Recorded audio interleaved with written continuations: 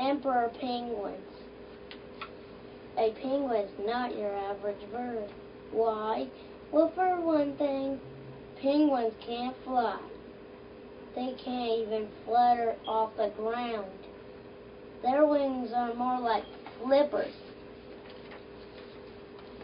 And that's a good thing because penguins like to swim.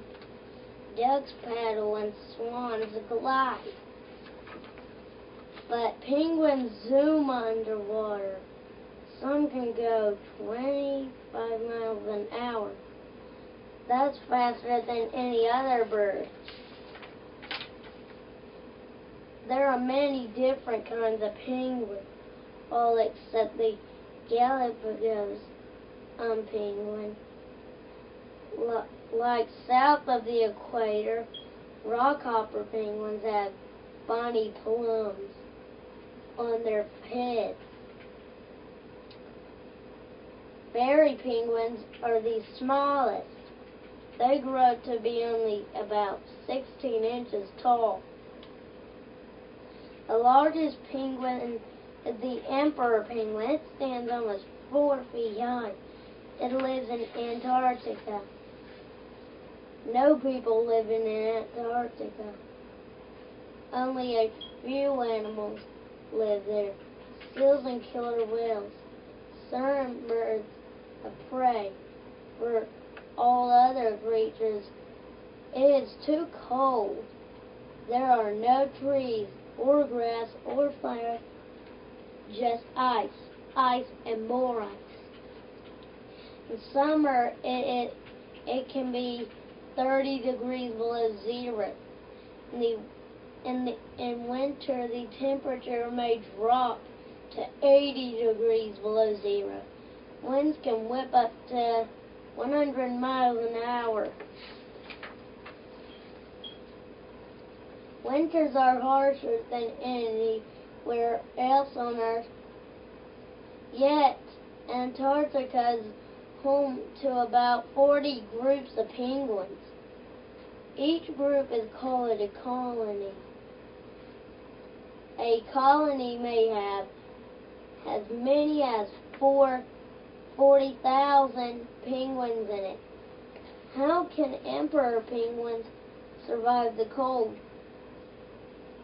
The fat in their bodies helps keep them warm. So does their thick, short coat of feathers. On land, emperor penguins waddle on their strong webbed feet. They hop and use their backs and claws to go uphill. Then they flop on their bellies and whoosh! Down the hill they go. It's like sledding. The water's ice cold too. But this is where they are most at home. They can stay underwater for almost 20 minutes. They can dive way down deep. In fact, some emperor penguins can dive 900 feet below the water's surface. In the inky black water, they hunt for fish and squid. Like all penguins, emperor penguins have black backs and white bellies. These colors help protect them from enemies. The water leopard, seals, and killer whales hunt for emperor penguins.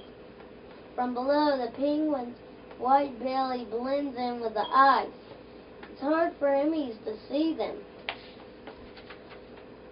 Large birds like petrels also hunt for penguins from above. The penguin's black back blends in with the dark water. Still, a petrel may spy a penguin. Then it will swoop down. The penguin has to swim away fast. Like all birds, emperor penguins lay eggs. In March, they go and land to their nesting grounds.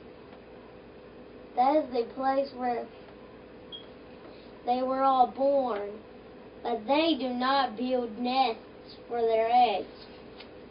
There are no twigs or grass around. Maybe the egg is laid. The mother penguin is very hungry now. She wants to hunt for fish.